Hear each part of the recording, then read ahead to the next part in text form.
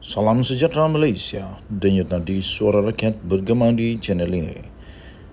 Jangan lupa tekan butang subscribe, like dan share. Malaysia kita punya, cintai Malaysiaku, kita jaga kita.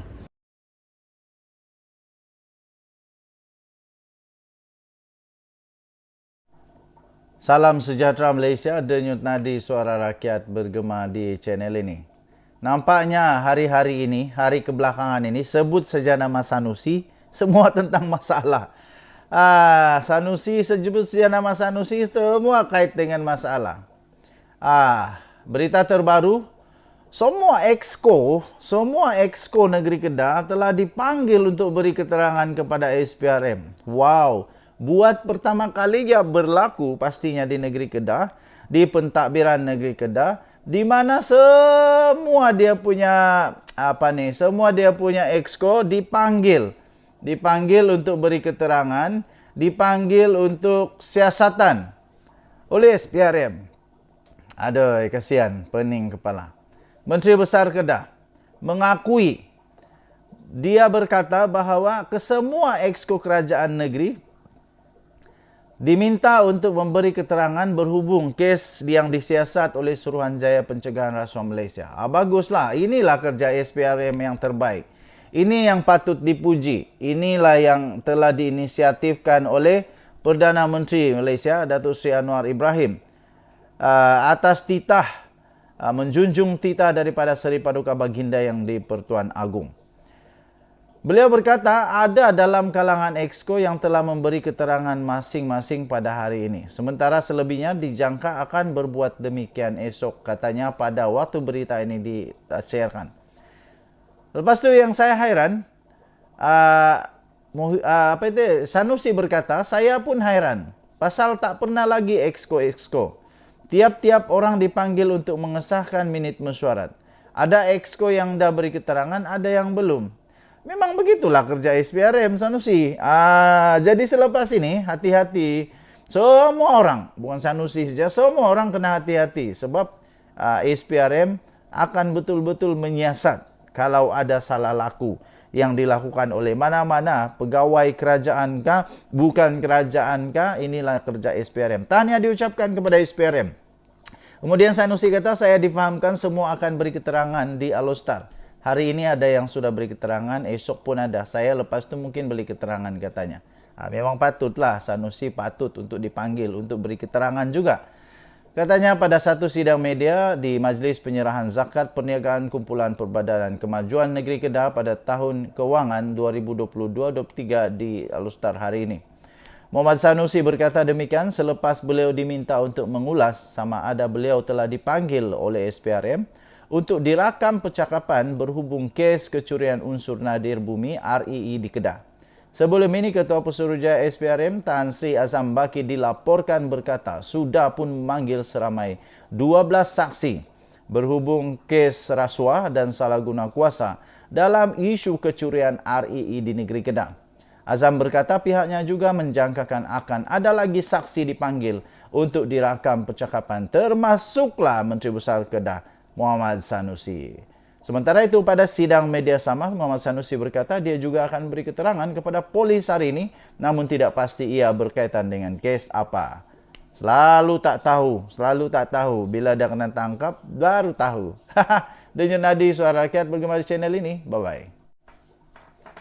Salam sejahtera Malaysia. Denyut nadi suara rakyat bergema di channel ini. Misteri tentang 1MDB pastinya ingin diketahui secara benar oleh seluruh rakyat Malaysia. Akhirnya hari ini, kita dapat tahu kebenaran sebenar apabila banyak suara-suara yang kaitkan Zeti Akhtar Aziz dengan 1MDB. Tapi hari ini Zeti keluarkan satu rahsia daripada Najib Razak. Rahsia yang pasti menutup segala-galanya. Kita sudah tahu kebenarannya. Zeti Akhtar Aziz mendedahkan Najib telah meminta Bank Negara Malaysia untuk keluar surat untuk bersihkan nama. Aduh, Najib minta BNM untuk keluarkan surat bersihkan nama. Itu kata Zeti. Bekas Gubernur Bank Negara Malaysia BNM, Tan Sri Dr. Zeti Akhtar Aziz yang memberikan keterangan terhadap Datuk Seri Najib Tun Razak hari ini menafikan beliau dan keluarga menerima faedah daripada penyelewengan syarikat 1MDB. Katanya, tiada seorang pun dalam keluarga saya menerima atau mengambil duit 1MDB. Tiada 1 sen pun katanya. Zeti berkata demikian ketika disoal balas oleh Timbalan Pendakwa Raya Ahmad Akram Garib sama ada terdapat dalam kalangan ahli keluarga yang mendapat faedah daripada 1MDB. Sementara itu, Zeti melalui pernyataan saksinya berkata, Datuk Seri Najib Tun Razak meminta Bank Negara Malaysia untuk membersihkan namanya berhubung wang berjumlah 2.6 bilion ringgit Malaysia dalam akaun peribadi bekas Perdana Menteri itu. Menurut Zeti, beliau bagaimanapun enggan mematuhi permintaan Najib yang juga bekas Menteri Keuangan ketika itu kerana tidak mempunyai pengetahuan mengenai akaun bank terbabit. Katanya Najib memanggilnya ke pejabat pada 3 Julai 2015 dan memintanya mengeluarkan kenyataan bahawa beliau iaitu Najib tidak melakukan apa-apa kesalahan dalam akaunnya. Kemudian Zeti berkata, saya beritahunya saya tidak boleh mengeluarkan kenyataan begitu kerana tiada pengetahuan mengenai transaksi dalam akaunnya. Beliau terima keputusan saya.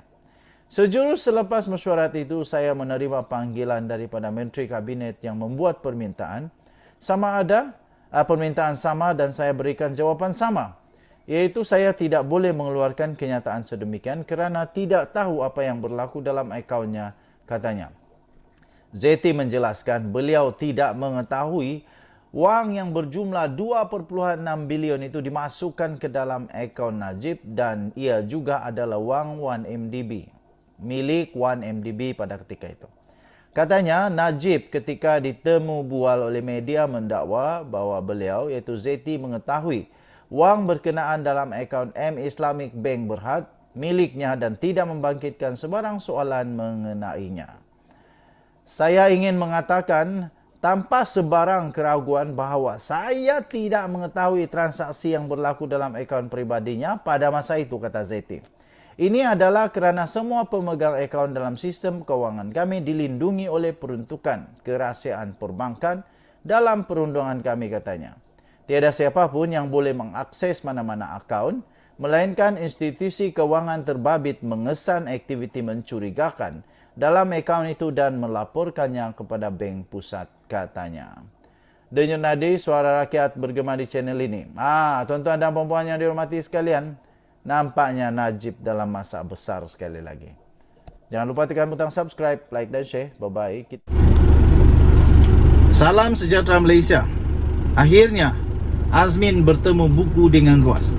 Kali ini dia akan bertemu dengan seorang calon yang bakal ditakutinya. Bakal akan menjadi musuh politik nombor 1 dia tak lama lagi. Dia akan berjumpa dengan seorang calon yang boleh mengalahkannya di Hulu Kelang. Kita tengok nanti adakah orang Hulu Kelang masih lagi terima pengkhianat parti seperti Azmin Ali. Kita akan lihat bagaimana mereka menerima dia. Adakah mau terima dia atau tolak dia. Dan kalaulah dia kalah lagi kali ini kepada seorang wanita pula, memang sah-sahlah.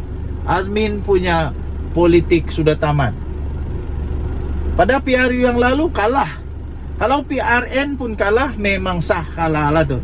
Tapi kalau dia menang, tak apalah. Maksudnya orang sudah ampuni dia, orang sudah lupakan semua kisah lama dan mahu untuk dia tetap berkuasa. Azmin menepati ramalan berjumpa dengan Juwairia di Hulu Kelang. Datuk Seri Muhammad Azmin Ali menepati ramalan apabila diumum sebagai calon mewakili Perikatan Nasional PN bagi kerusi Dewan Undangan Negeri Dun Hulu Kelang dalam pilihan raya PRN 12 Ogos ini. Pengumuman itu disahkan dan telah dibuat oleh pengurusi PN sendiri, Tan Sri Mahyadin Mak Yassin, pada satu majlis pengisytiharan calon PN bagi PRN Selangor di Padang Taman Medan di sini pada hari ini. Dengan pengumuman itu, bekas Menteri Perdagangan Antarabangsa dan Industri itu, yang sebelum ini penyandang kerusi DUN Bukit Antarabangsa, akan bertembung bekas ahli Dewan Undangan Negeri Adun Bukit Melawati, Juwairia Zulkifli. Kita akan tengoklah di sana nanti. Kedua-duanya mereka ini bukanlah pernah bertanding di DUN Hulu Kelang ini. Kedua-duanya berasal daripada DUN yang berbeza, yaitu di DUN Bukit Antarabangsa untuk Azmin Ali dan DUN untuk Bukit Melawati untuk Juwairia Zulkifli. Sebelum ini Muhammad Azmin yang juga bekas ahli Parlimen Gombak membayangkan tidak bertanding pada PRN kali ini. Dengan alasan kononnya bagi memberi laluan kepada calon muda yang berpotensi dalam PN untuk bertanding. Ya ke? Muhammad Azmin yang juga ketua penerangan PN sebelum ini memenangi kerusi DUN Bukit Antarabangsa atas tiket Pakatan Harapan. Waktu itu tiket Pakatan Harapan.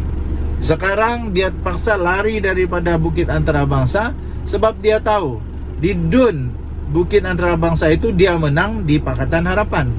Jadi kalau dia bertanding sana lagi, boleh sah-sah lah dia kalah, kerana dia sudah dianggap sebagai pengkhianat di sana. Pengkhianat kepada parti PKR kerana dia lari dan menyebabkan tumbangnya Kerajaan Pakatan Harapan yang lalu. Susulan perpindahan itu, PN menampilkan peguam yang juga aktivis kemasyarakatan itu Sasha Laina Abdul Latif untuk mempertahankan DUN Bukit Antarabangsa. Sasha Laina pertama kali diturunkan PN pada pilihan raya umum ke-15 yang lalu di Parlimen Ampang, namun tewas teruk. Turut diumumkan pada majlis yang sama malam ini ialah nama anak bekas pengurusi perhubungan UMNO Selangor Tan Sri Noh Omar, iaitu Nurul Sazwani, sebagai calon di DUN Permatang. Selain Ketua Sri Kandi Bersatu Datuk Sri Rina Harun di DUN Batu 3. Denyut nadi suara rakyat bergema di channel ini. Kita akan menantikan lebih banyak lagi pengumuman demi pengumuman selepas ini. Kita jumpa lagi. Bye-bye. Salam sejahtera Malaysia. Wow, tajuk berita kali ini, mereka bawa duit, cuba beri di Komplek PAS sejumlah 1 juta ringgit Malaysia. Wow. Sekali lagi, mereka bawa duit, cuba beri di Kompleks PAS sejumlah 1 juta ringgit Malaysia. Daripada bharian.com, 23 Julai 2023. Ketua Pegawai Eksekutif Perbadanan Menteri Besar MBI Kedah, iaitu Muhammad Sobri Osman, menafikan terbabit dalam kegiatan rasuah dan salah guna kuasa dalam isu unsur nadir bumi REE yang berjumlah 13 juta ringgit Malaysia. Sebaliknya, beliau menegaskan nilai 13 juta adalah jumlah pelaburan yang dibuat pengurusan MBI terdahulu di luar negara, dan pihaknya sedang berusaha mendapatkan wang berkenaan kembali. Katanya, saya diamanahkan untuk menjaga MBI, untuk membangunkan ekonomi negeri. Bukan setahun dua saya mengikuti angka pendapatan Kedah. Pendapatan Kedah hanya sekedar 600 juta ke 700 juta setahun. Tak pernah cecah 1 bilion setahun, katanya. Sanusi kena jawab yang ini. Dan negeri Kedah, Betulkah apa yang disebut ini, iaitu pendapatan Kedah hanya sekitar 600 juta ke 700 juta setahun? Tak pernah cecah 1 bilion setahun. Kenapa ya? Dan ini pengakuan beliau sendiri. Negeri kita miskin. Saya mencari sumber baru kepada Kedah. Saya bekerja bersungguh-sungguh dan kita menemui REE. Kalau kita baca jadual berkala unsur, ada 17 elemen REE di dalamnya. Mineral ini perlu digali dan dilombong dengan kaedah melombong baru dan berbeza, menggunakan kaedah in situ leaching ataupun ISL, di mana ianya ditebuk lubang seluas 4 inci, kedalamannya boleh 7, 10 atau 15 meter. Kemudian ada pipe secara horizontal untuk mengumpulkan mineral. Di atasnya diletak pipe dan dimasukkan chemical untuk menghasilkan tindak balas. Katanya ketika berucap pada cemerlang gelombang Perikatan Nasional di Padang Awam, Kuala Ketil malam tadi. Rabu lalu, Muhammad Sobri dan seorang pengarah syarikat ditahan Suruhanjaya Pencegahan Rasuah Malaysia kerana dipercayai telah terbabit dalam salah guna kuasa dalam sektor pelombongan membabitkan nilai 13 juta. Muhammad Sanusi kemudian menjelaskan beliau terbabit secara langsung dalam urusan RII, termasuk berusaha untuk mendapatkan prosedur operasi standar SOP daripada Kementerian Tenaga dan Sumber Alam, kini Kementerian Sumber Asli, Alam Sekitar dan Perubahan Iklim sejak 3 tahun yang lalu. Katanya, saya tak berhenti jumpa Menteri Besar, Setiausaha Kerajaan Negeri, pengarah Pejabat Tanah dan Galian PTG dan pengarah Jabatan Mineral dan Geosains GMG untuk kita dapat kelulusan, tapi tak berhasil. Malangnya ada orang datang mencuri RII dan pencuri sudah ditangkap sedar didakwa, katanya. Tiba-tiba kita dikaitkan kita mencuri dan Menteri Besar melindungi kita, dan bukti yang dikemukakan adalah surat PTG kepada MBI Kedah dan seorang bernama Ho Chung Meng. Jika setuju, salah kena denda kompaun dan denda itu dibayar oleh Ho Chi Minh. Ketika terima surat itu, saya tak nak terima dan saya berjumpa pengarah PTG minta jangan letak nama MBI kerana akan mencemar nama baik MBI dan Menteri Besar. Tetapi pengarah pendakwa raya maklum kita pemegang lesen sah kawasan ladang hutan, maka kena letak nama MBI dan bukan sebab kita mencuri, katanya. Beliau berkata perkara ini sudah dijelaskan Datuk Seri Muhammad Sanusi Madnor beberapa kali, namun enggan diterima pihak yang mendakwa berlaku rasuah dalam MBI. Angka 13 juta yang disebut itu bukan zaman kita. Zaman dulu pelaburan MBI luar negara dan kita berusaha mendapatkannya balik. Tiba-tiba dikaitkan dengan RII, katanya. Okey, itulah penjelasan yang amat bagus daripada beliau. Walaupun begitu, ada satu yang saya sangat terkesan dan saya sangat tertarik dengan fakta yang disebut olehnya, iaitu dia kata negeri kita miskin. Dan bukan setahun dua saya mengikuti angka pendapatan Kedah, katanya. Pendapatan Kedah hanya sekitar 600 juta ke 700 juta setahun. Tak pernah cecah 1 bilion setahun. Jadi ini Sanusi nak kena terangkan kepada rakyat negeri Kedah macam mana untuk nak majukan Kedah. Saya doakan semoga semua berjalan dengan lancar dan baik. Kebenaran perlu ditegakkan. Kita akan tahu tak lama lagi siapa yang benar, siapa yang tak benar. Janji Suara Rakyat bergema channel ini. Bye-bye.